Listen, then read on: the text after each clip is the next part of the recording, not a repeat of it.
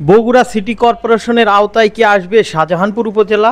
দর্শক, আজকের ভিডিওতে আপনাদের এটাই জানানোর চেষ্টা করব।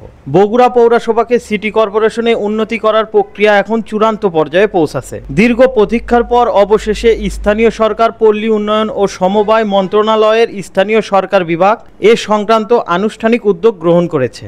1876 সালে প্রতিষ্ঠিত বগুড়া পৌরসভা দেশের অন্যতম প্রাচীন ও ঐতিহ্যবাহী পৌরসভা হিসেবে পরিচিত। শুরুর দিকে সূত্রাপুর, কাটনারপাড়া ও শিববাটি মৌজা নিয়ে গঠিত এই পৌরসভার আয়তন ছিল মাত্র 12 বর্গ কিলোমিটার এবং ওয়ার্ড সংখ্যা ছিল 12টি। 2006 সালের 18 অক্টোবর তৎকালীন বিএনপির নেতৃত্বাধীন জোট সরকারের সমন্বয়ে সিনিয়র যুগ্ম মহাসচিব তারেক রহমানের প্রত্যক্ষ আগ্রহে পৌরসভার আয়তন বাড়িয়ে প্রায় 70 বর্গ কিলোমিটার এবং ওয়ার্ড সংখ্যা 21-এ উন্নত করা হয়। উদ্দেশ্য ছিল ভবিষ্যতে বগুড়াকে সিটি কর্পোরেশনে রূপান্তর করা, কিন্তু রাজনৈতিক অস্থিরতা ও সরকারের পরিবর্তনের ফলে সেই প্রক্রিয়া থেমে যায়। বগুড়া পৌরসভা আয়তন ও জনসংখ্যার দিক থেকে ইতিমধ্যে বরিশাল, খুলনা এবং সিলেটের মতো সিটি কর্পোরেশনকেও ছাড়িয়ে গেছে। শহরটির উপর দিয়ে 11টি জেলার যানবাহন চলাচল করে, রয়েছে আধুনিক মেডিকেল কলেজ, দেশের অন্যতম বৃহৎ সরকারি কলেজ, নানা ধরনের শিল্প ও ব্যবসায়িক কর্মকাণ্ড, গ্যাস সংযোগ সহ সব ধরনের নাগরিক সুবিধা। বিএনপি অধ্যুষিত এলাকা হওয়ায় বিগত আওয়ামী লীগ সরকারের আমলে এই জেলায় গতানুগতিক উন্নয়নের বাইরে বাড়তি কিছু করা হয়নি। তবুও ভৌগোলিক সুবিধার কারণে ব্যক্তি উদ্যোগে এই জেলার শিল্পায়ন ও ব্যবসার গতি দমিয়ে রাখা যায়নি। উত্তরবঙ্গের রাজধানী খ্যাত এই ক্রমে বিস্তার লাভ করে এটি উদীয়মান শহরে পরিণত হয়।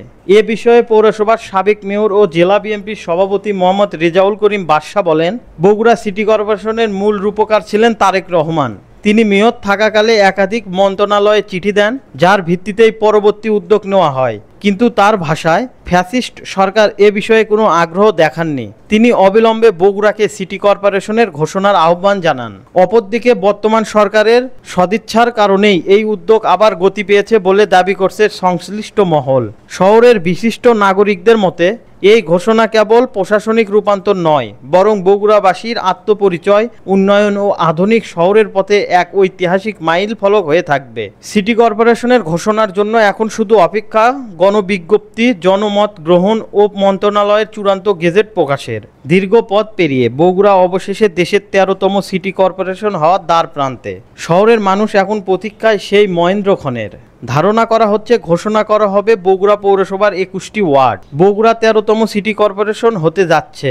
এর সাথে শাহজাহানপুর উপজেলার কিছু অংশ সিটি কর্পোরেশনে পড়বে। সেগুলো হলো বনানীর কিছু অংশ, পেপসি ফুলতলার কিছু অংশ, লতিকপুর কলোনির কিছু অংশ। বগুড়ার দ্বিতীয় বাইপাস, যেটি বেদগাড়ি এলাকার কিছু অংশ নিয়ে শাহজাহানপুর উপজেলা বগুড়া সিটি কর্পোরেশনের আওতায় আসবে। দর্শক, আপনার বাড়ি কি শাহজাহানপুর উপজেলায়? আপনি কি বগুড়ার 13তম সিটি কর্পোরেশনের মধ্যে পড়তে যাচ্ছেন? অবশ্যই আমাদের কমেন্ট করে জানিয়ে দিন।